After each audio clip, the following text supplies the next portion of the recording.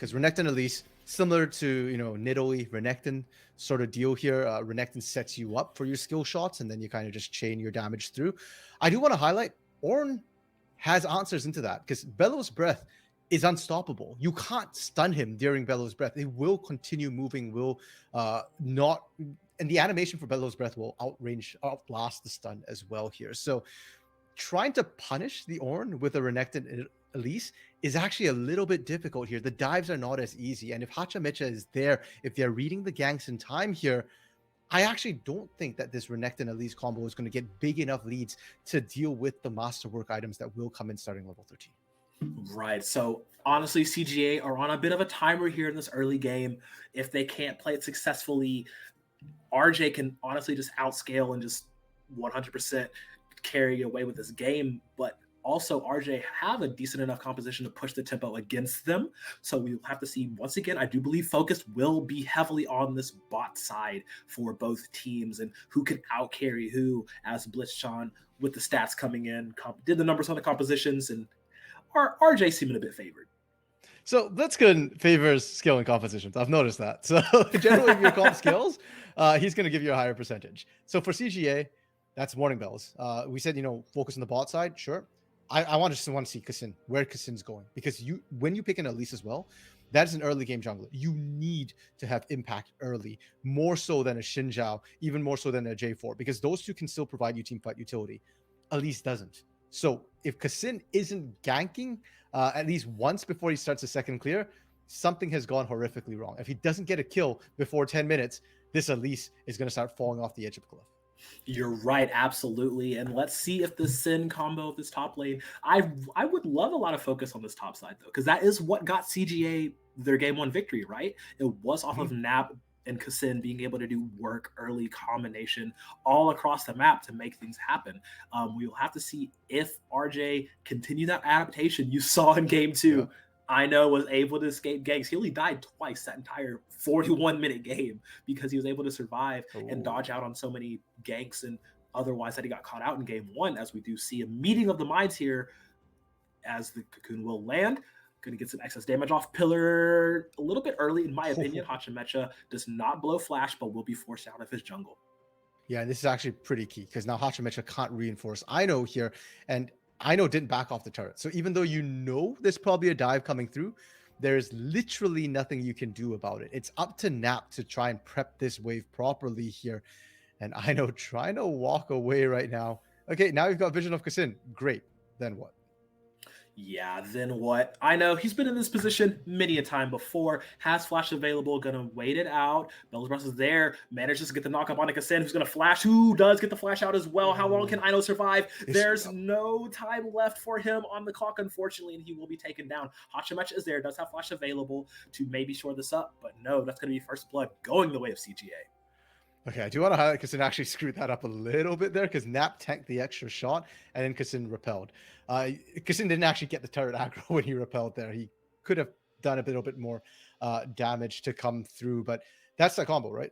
Elise, Renekton, Nidalee, Renekton, we said that sure, you can Bellows Breath out of the way, but you've got to get the timing perfect. And unfortunately for Ino, didn't quite do it. Nap here, tanking the damage is pretty critical. Okay, because Kassin did actually end up picking up the turret aggro. Could probably have actually chased down a little bit more before doing it. Either way, they both get out alive for now. Ino doesn't lose too much, though. Did manage to soak most of that wave, so he's not in a horrible position. It's just the first blood over to Kassin that Rascal Jester have to worry about. Right, and Ornn, because he is that tank, he can, you know, he can take at least like one little hit, right? I mean, it's like against Renekton, who was, you know, supposed to be getting ahead early, getting all that damage going, but definitely not too much for Ino, unless he walks point blank into a Cocoon, does have to charge, get out, does not have flash available. They can just walk this down. Nap actually burns a flash to get in front to make sure that he does not get away. And this is the start that CGA wanted to get, and it is currently going in their favor. Yep, we're saying Elise needs to get some ganks going, some kills going. Kassin did just that.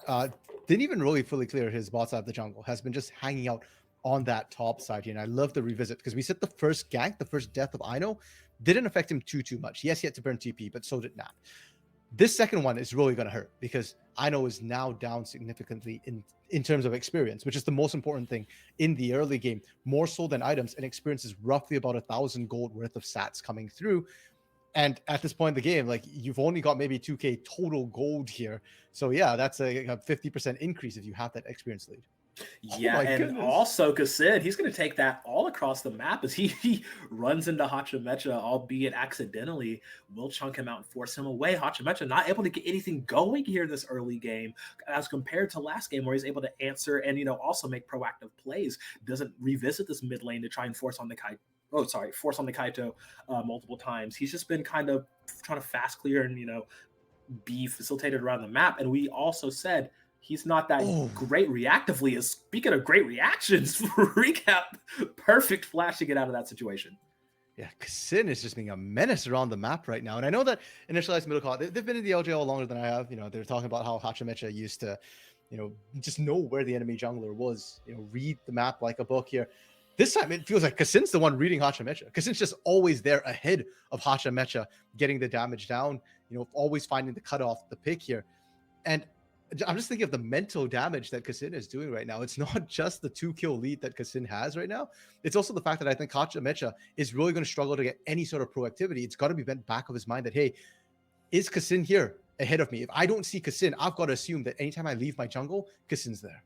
Right, and you didn't see Hachimecha up there to potentially ward off a gank from Kassin, but he left that control ward though, so they know they're going to try and revisit it. Here it is, gank dive number 3. This time Hachimecha is in the area. Ornhorn is there, level 6 is there, knockup is there, double knockup, but he is still dropping low, unable to get out. Nap will fall though. Hachimecha does get onto Kassin, who does not have flash available, already used the repel as well.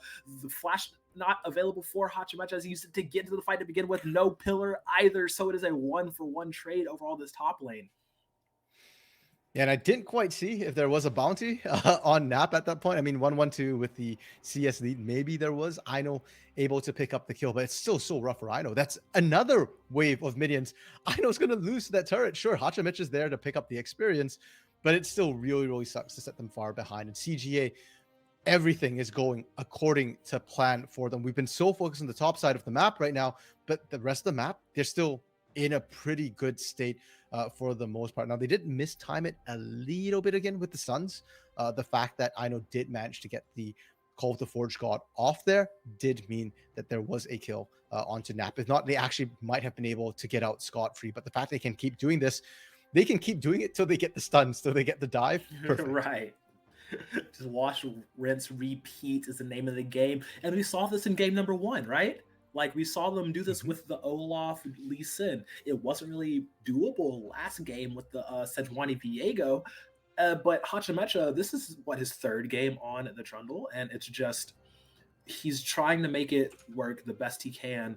And this will net them in an early dragon here, but we have to keep looking at this top side as once again, Kassin is here.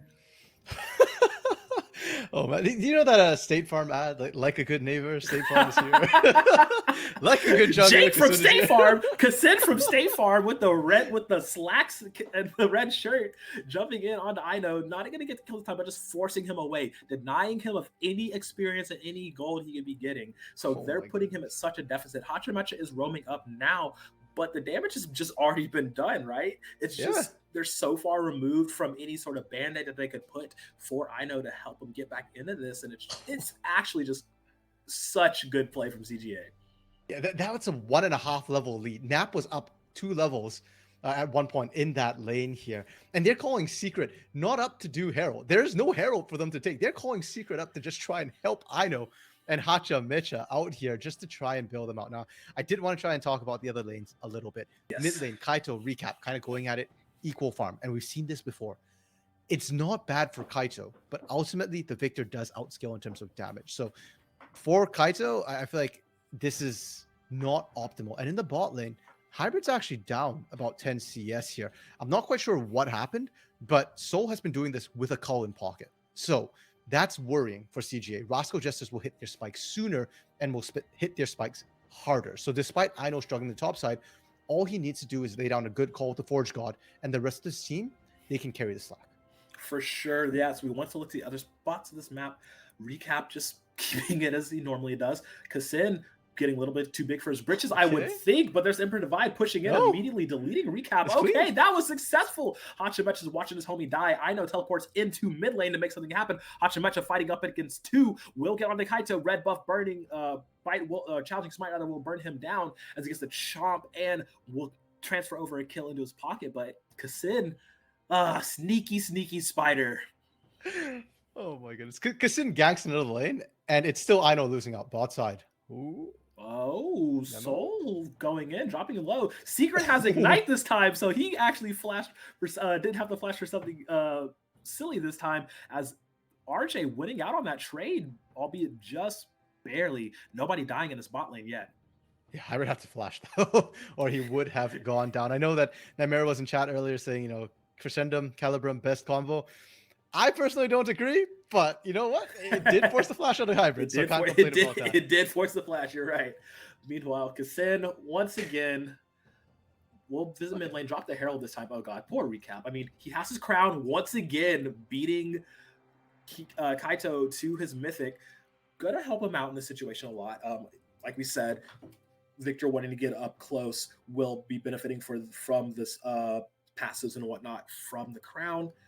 And it's just right now RJ having to shore up differences across the map because Kassin definitely being ahead of Hachimecha in this game. Yeah, I think for Rascal Jesters, what they should be trying to do right now is get Ino top out of this lane ASAP. Because Oh he's struggling. And they're not gonna win the 2v2. They're calling Secret again. They have to go for the They 2v2 to try and fend it off. And the thing is that I feel like it's a defensive play.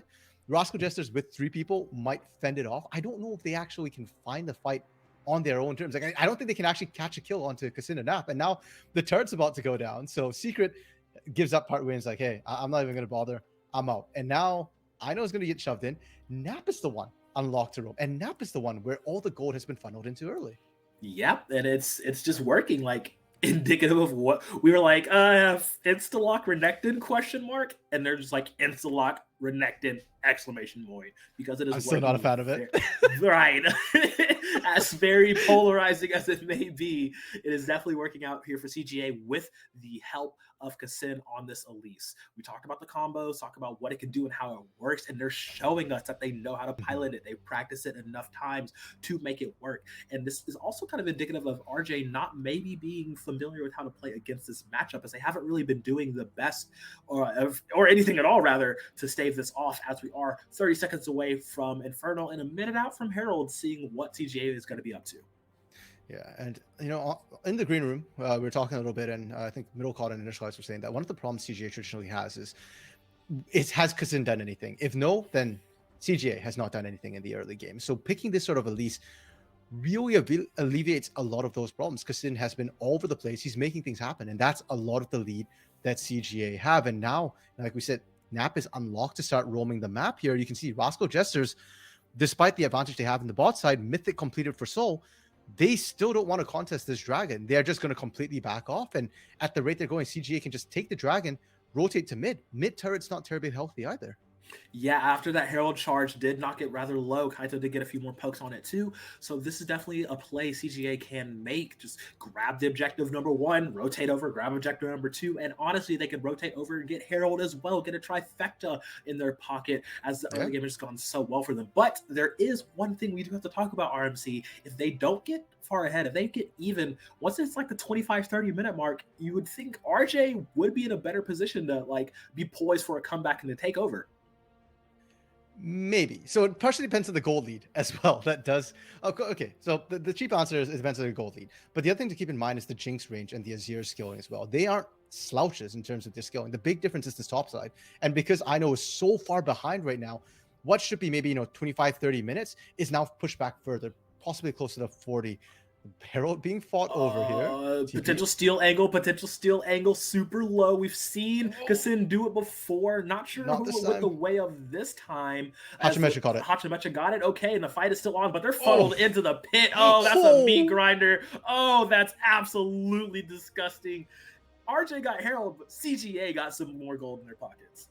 Yeah, and the whole point of taking a Herald is to accelerate the pace of the game. It gives you gold, and then when you take turns with it, that gives you gold. This is second herald, so you don't even get plates. You have to get a turret to net that gold here. So CGA, they just took their gold up front. Not only did they get the kills, they're going to get the turret, and you take a herald to take turret. So they absolutely massively win out. And a lot of this is just that flank sort of positioning that they have here. I know only lands the Call to Forge got on one person, and it's Nema. It's the support. It literally doesn't matter.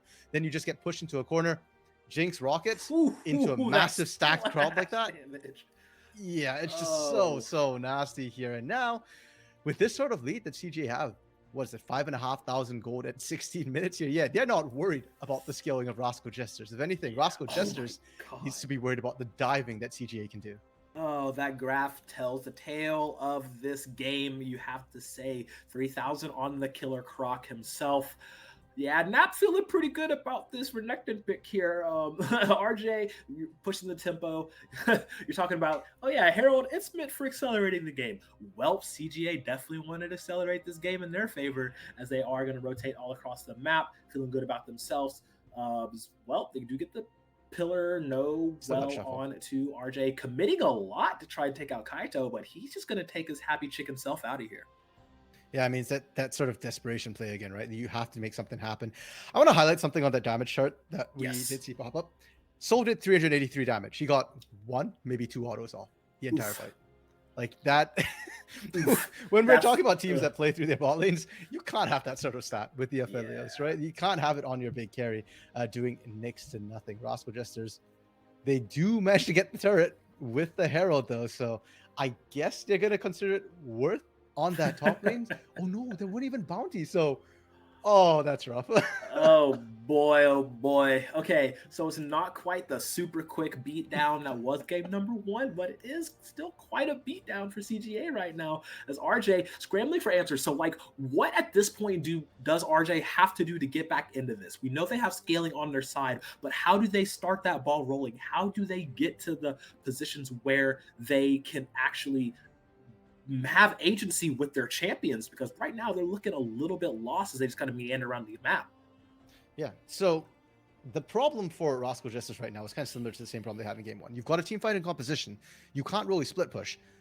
So if you fall behind and you can't actually team fight anymore, you have massive problems. And Ino is just so far behind that he's not an effective tank in these fights. He hasn't even completed mythics, and the only people who haven't completed the mythics are the supports at this point. So Ino is a glorified support. In that case, Rascal Jesters need to play away from Nap specifically. If you can get that 5v4, then it doesn't matter that you've got double supports instead of a tank and a support here. So numbers advantage and play away from Nap.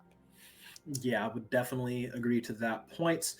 Cloud Drake going to be spawning here in about 45 seconds. It is the Cloud Rift. Lots of cooldowns for available. Lots of a little bit of movement speed as well, sprinkled on top. CGA is still in better position. You see the bottom half of the map is all blue all day, as we see RJ trying to rotate around, hoping to get some farm in Ino's pocket, get him up a bit, as this roaming death ball that is Napkasin and Kaito just all up in that side as they're just waiting. Oh, secret, run away. Ooh, man, I was holding my breath for that one. Okay, secret lives for another few minutes as Cloud Drake going to be spawning here, and yeah, this is just looking like RJ going to be giving that one up. They don't even look like they want to contest. No, and they really shouldn't. This is not a fight that you're going to win. So just back off, just farm. It's only second dragon, and yes, they did buff all the Drakes, and Wind Drake is actually going to be pretty useful for CGA. We've already seen how omnipresent Kassin wants to be. Anything that gives him that movement speed to get places, even better. Hybrid going to be able to position even better with that movement speed, but it's not game ending. So just let it go. Power farm the best you can. Now, the problem for Rascal Jesters is that you can't even farm out safely. You've lost all your outer turrets. So anytime you even push past that third of the map, you're exposed to ganks. And look at their vision line as well for Rascal Jesters. They don't have vision in their own jungle right now. Their only vision is around Baron Pit. And frankly, it doesn't matter if you've got vision on Baron if you can't actually walk to Baron without dying. Right. I mean, it's you look at the vision scores and the inventories, and Kassin is sitting at a pretty 44 compared to the 18 of Hachipecha. So I mean, that's kind of like a tell of how this game has been going in the favor of CGA, right? And this Elise, yeah, not hyper effect towards the later stages of the game, just a catch bot, if anything. But man, I don't think CGA even wanted to get to that far with how they've been playing right now. No, they definitely don't. They just want to end it as soon as possible here. And CGA is not like Rascal Jesters. When Rascal Jesters are in the lead, it's a slow grind to close things out.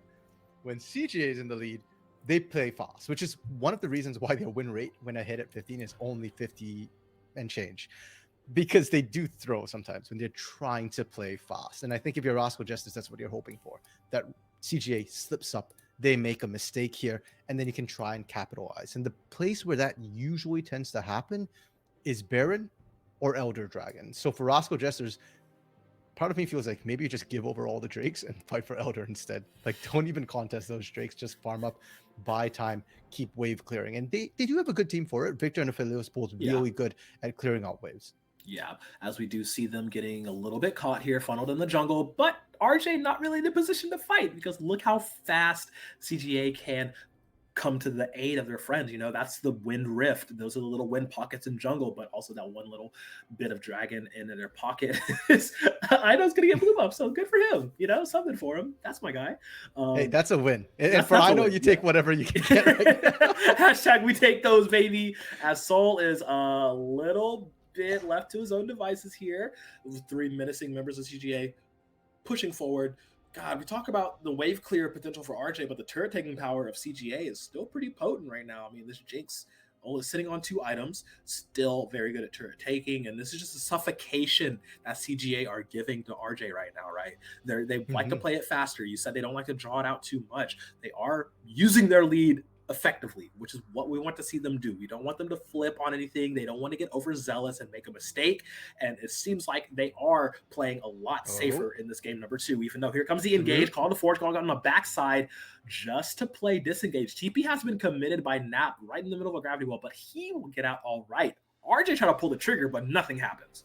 Yeah, I mean, great from Soul to land that Moonlight Vigil on multiple members and lock them down. But I know he's out there playing football, and sure, he gets a goal, but doesn't count in League of Legends. Didn't knock a single person up there. And now CGA, there's no risk of an engage. They can just siege. Remember that range advantage we talked about with Azir and Jinx? Yeah, that's what it lets them do. Free fire. Rascal Jesters can't step up. Yep, and they just absolutely melt the turret. I mean, look, the touchdown was there, but no 3-point conversion, unfortunately. Oh man, we said we wanted RJ to clear waves. We said we wanted them to try and get like outnumbered fights, right? Picking these 5v5s at this stage of the game is just not an optimal situation for them. And it's that window for them to get back into this game is seemingly closing faster and faster because CGA are honestly playing this very well, even if it is a little bit slower than we're used to for them. Yeah, and I think CGA are playing as fast as they possibly can given the circumstances without taking unreasonable risks here. So they siege up turrets during the downtime. Now objectives are up, they can look to do that. And now that they've cracked the mid inner as well, it's so much easier for them to actually do objectives because now Rascal Jesters have a further distance where they don't have waves auto pushing for them here. If CGA shove in that mid wave, that's another 5 to 15 seconds that Rascal Jesters will have to take to push that wave out to gain vision. And that doesn't even include all the risks of walking through a jungle blind as well here. I mean, they still don't have good wards down, and now Soul gets caught. Oh, Soul is caught and will immediately be dropped. Even with the Wild Girl from Secret, not going to help out. And that's Hybrid pushing forward, going to get himself an easy double. No bot lane for RJ to speak of. And they're just going to keep pushing forward. RMC, one of the, you say they don't like to play with their food. They like to take their courses one by one and keep going. And with that bot lane down, this is an easy inhibitor pickup for the side of CGA. Right as Cloud Drake number 2 is spawning on the table, as Baron is also on the table. Yeah, it's not even, course by course is a la carte here. Beautiful. No, CGA, they want a buffet. You give them a dish, they're going to take it. And right there and then, Hacha Mitchell recap, out of position, Soul Secret get caught. It's just so free. And I sound like a broken recorder, but it's vision. Soul just doesn't respect that. And he clears out that vision. He thinks, oh, I'm safe. Well, guess what? You're not. It's a win map, and they have a win Drake. And you're sitting on a pocket. You just can't be there. And the moment those two go down, like I said, Hachimech and Recap, they were just topside. They just completely could not respond. And that cost them an inhibitor. Any catch at this point with Jinx's fetish, he has 3 items, i.e. completed, that's going to lose a structure. Yeah, it doesn't even matter the CS that Soul has had. He's just not able to actually get into this game at all. He has not been able to play League of Legends. And RMC, would you say that good vision wins games? Because I think so. I would agree. Vision saves lives. Vision wins games. I will also say that what I'm learning from the series is Aphelios loses games. Yeah. The moon phase isn't waning right now. This is a blank moon at this point here. Like, just don't pick Aphelios, man. Yeah, Doesn't get a fight. The pick has not been working out for either team. I mean, it was kind of close in some of those situations last game, yes, but it's just not been effective here, as we've seen, as has to force out the flash, and good fancy feet from Hachimecha there being sped up because Secret was right there with him having a Whimsium, but it's just CGA is just pushing RJ, literally saying, stay inside your base. You don't want these problems. Every single time they step up, they get knocked on their behinds and they get pushed further back. And now CGA free to start at this Baron. RJ, a few members in route to contest, but I don't think they'll be able to drop it. No, and RJ is risking their lives right now to try and get vision here. It reminds me of, you know, those horror movies where this is the part where the murderer is just kind of like stalking and sending a message to the potential victim, like, you know, just staring outside the window. That's what CGI are doing right here. And it's working because Rascal Jester saw Nemo step off the bush and they were like, he's just standing there menacingly. Yeah, and they all just backed off here. They're calling in a TP right now from Idol blind, and Nap gets to just take a stroll up here. I know. Is he going to die? I'm not sure what that TP was, but that's going to be Hachimecha getting caught. Has to burn the flash to get away. Interesting play from RJ. It smells of desperation. And honestly, Nap literally just walked up. He has his TP still available. This man just walked up from bot lane because he had so much time because RJ literally couldn't make anything happen. That Baron is absolutely toast. And RJ right now just don't have any sort of response for all this pressure that CGA has accumulated early, has let simmer, and now they are trying to serve up this victory and bring us to another game.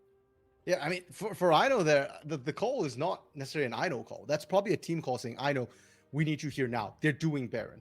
And unfortunately for Rascal Jesters, that's what when murderers do that whole like psychological stalking thing, yes, it's to instill fear, but there is also the thing where it causes your victim to psychologically break, and then they make dumb decisions. That is precisely what happened to Rascal Jesters. They broke. They just didn't have vision, and they're like, guys, they know. We don't know. They're doing it. They weren't. They were just so sat in the bush waiting. It was Nep and Nemo just sitting in there. And once again, the moment Nemo showed, Rascal Jesters were like, all right, we out. We can't do this. And for all that they called the TP, they got absolutely nothing from it. They didn't even get vision on Baron for calling that TP down. Yeah, now they're just oppressively pushing down on the last, or one of the last, one of the remaining side lane towers. Top is still available. We see Nap up there. He can just push that solo because every member of RJ is trying to answer what's going on down here in this bot side. And even though Soul is at 3 items, he does a decent amount of damage, but he just can't get into anything as Kasen will land the cocoon to push them off. And that's could be back the back turrets where they have the Baron up minion line, but Soul actually jumping forward, chunked out Kasin very low, stopwatch to deny it. The fight is still on. They will take each other out. Call of Fortune goes wide, but Soul trying to make something happen for his team will drop in the same. We have seen this before. Recap. He's trying to run forward and take out, but they trade 1-for-1, leaving it to a 3v3, but the Baron is on the side of CGA. Nap is still alive and healthy. He can carry this fight out if they need to. Hybrid is still alive. He will carry this out if they need to. They're dropping the towers. They melt them fast. That's a 3-item Jinx, baby. She's doing so much damage. Ido dropping low, going super low. Hachimecha not able to get in. Ido flashes, will drop anyway. The falling rocket. This is CGA putting the final nail in the coffin, bringing us to this game 4. His Secret has to watch his base fall. Just a 3v3 at the end of the day. CGA still win off of their gold lead. Ooh, boy, beautiful. This I like from CJ. I really like this proactive look from them here. And it